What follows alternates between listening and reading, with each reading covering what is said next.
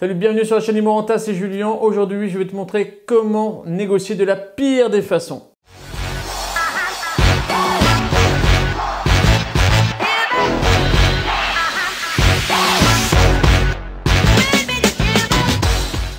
Dans cette vidéo, je vais te raconter en fait une anecdote de cette négociation qui a été vraiment lamentable et je vais t'expliquer en fait les différents mécanismes qu'il y a eu et surtout comment faire pour y pallier et surtout éviter ce genre de négociation qui ne sert à rien du tout.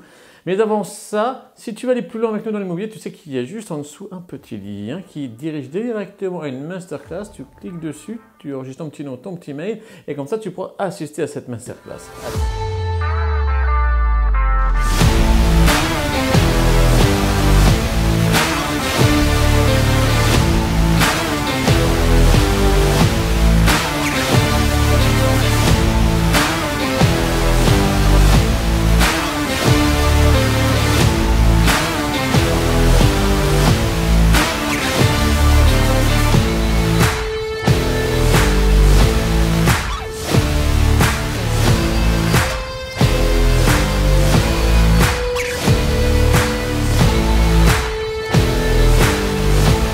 Alors, la pire façon de négocier, clairement, c'était après une très grosse journée. Donc, je m'étais levé assez tôt.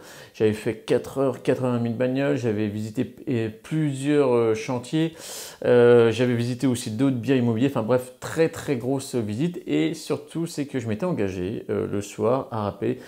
C'était vers 19h, 19h30.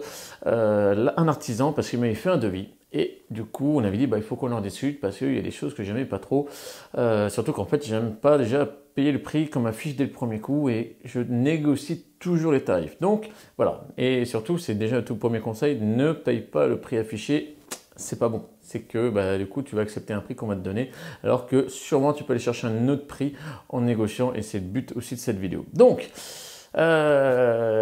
19h30, c'était plutôt 19h30, ouais. Et le gars, il faut que je me dise, il faut que je l'appelle. Je n'avais pas du tout envie, j'étais crevé, je voulais qu'un seul truc, c'était aller en terrasse, boire une bonne bière, tranquille, plutôt que de téléphoner et à négocier, et à gratter ce que je pouvais gratter, tu vois. Mais bon, moi, c'est l'action, et surtout, tant que ça, c'était pas libéré dans ma tête, eh bien, je voulais pas passer à autre chose. Et c'est juste normal, parce que quand tu es très focus, eh bien, tu lâches pas l'affaire.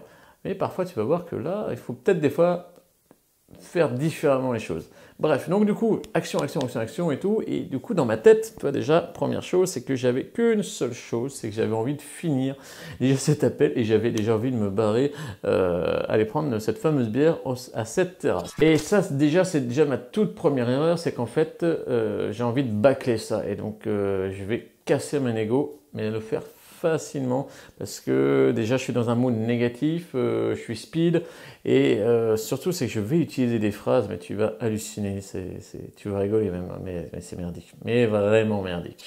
Et donc du coup l'artisan, on s'appelle, bonjour monsieur machin, nanana, comment ça va, ça se passe, grosse journée, oui grosse journée, comme tout le monde, on a passé 24 heures dans une journée, enfin bref, tu vois bien, on fait un peu le lion et tout ça, surtout que je le trouvais sympa aussi cet artisan là, donc c'est pas le souci. Mais voilà, tu discutes un petit peu, mais bon, même ça, déjà, je vais assez vite à l'essentiel. Je dis, écoutez, notre temps est précieux à tous les deux, allons vite à l'essentiel. Vous avez le devis sous les yeux? Oui, ok, ça marche. Et je regarde le devis, puis on commence à discuter, et puis à un moment donné, je vois une ligne de poste, et puis là, je lui fais,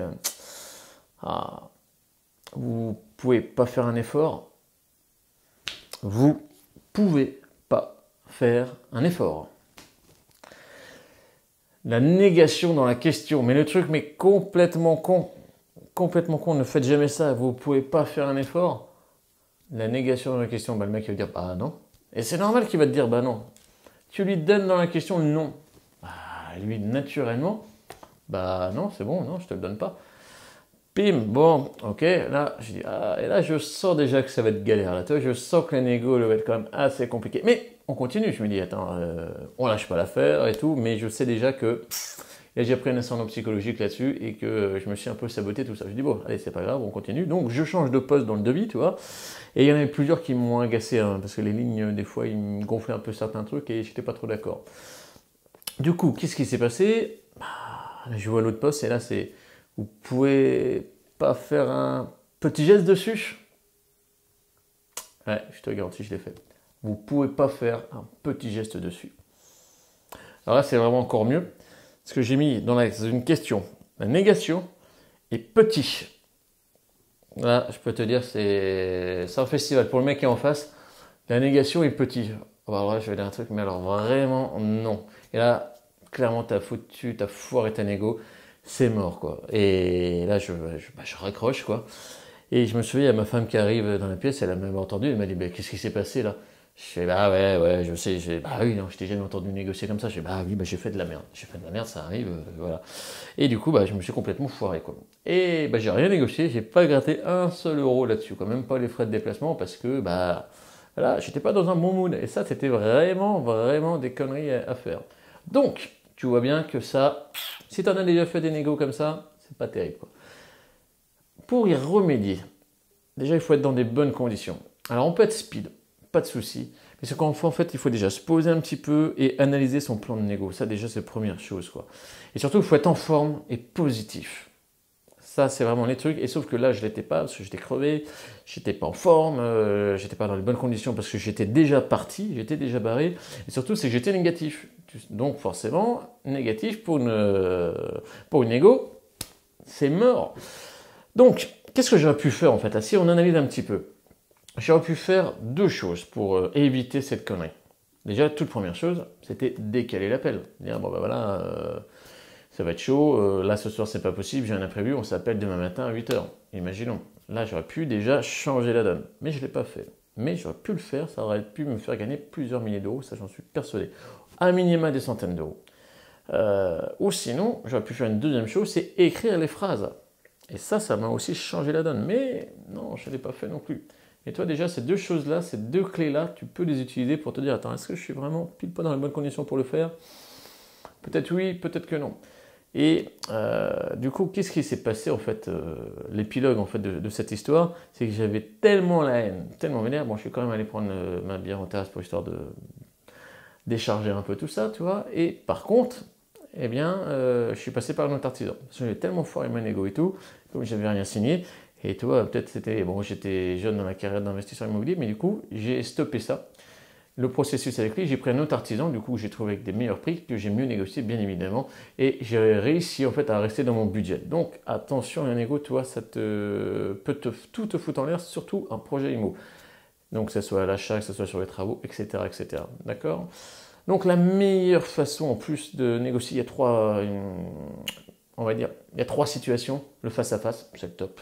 Après tu as le téléphone et le pire, le mail. Et le mail, très dangereux le mail, parce qu'en fait tu lis un mail, le mec il peut te dégager d'un coup. Donc voilà, téléphone, tu as déjà les intentions de voix, tu peux tu peux m'entendre comme ça, et je peux être super content, comme, ouah, non, c'est pas possible, je suis dégoûté. Tu vois, on peut déjà faire des choses, et en face à face, oh la vache, c'est épais là quand même. Ah oui, non, ça va être compliqué. Tu vois, voilà, ça c'est les trois rounds de négociation qu'on peut un petit peu découvrir. Allez, en tout cas, j'espère que cette vidéo elle t'a plu. Si elle t'a plu, n'hésite pas à me mettre un pouce sur la vidéo, ça me fera toujours plaisir. Surtout, partage-la aux personnes qui en ont besoin de cette vidéo-là. On se fait toujours plaisir d'en faire des vidéos. Et si tu t'es pas abonné, abonne-toi à la chaîne. Fais parler un maximum d'Imorenta et suis-nous aussi sur les réseaux sociaux. Allez, je te laisse. Je te souhaite une excellente journée et surtout d'excellentes négociations. Ciao!